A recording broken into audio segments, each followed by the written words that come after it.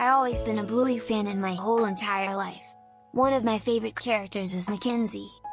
So I was going down the basement and I found a rare Bluey DVD and it has a title that says "Watch Me" but there is no sign of the healers. And I dismissed this as an insensitive joke because Bluey is a TV show with a bunch of humor. However, I was wrong when I watched it.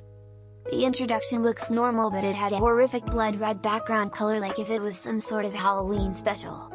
When it ended, Mackenzie and Bluey were playing chops but until Mackenzie looks a bit sad and started quitting. Then Mackenzie began to cry. He cried and cried but it doesn't sound like the actual cartoon crying.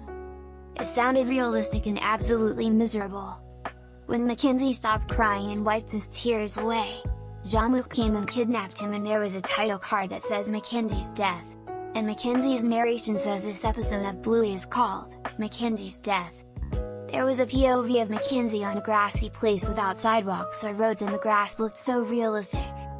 Jean-Luc says "go to sleep" in a French accent. And started cutting open Mackenzie's stomach and leaving his guts hanging out of his body and I got really sick when I saw that because how realistic it was. Until it cuts to the gruesome looking carcass of Mackenzie. His eyes were rolled into his sockets, his tongue was sticking out and he was all covered in blood and guts while music box plays "It's a Small World." I began to cry because Mackenzie was my favorite character. The episode ended with static and I had nightmares after whatever this monstrosity was.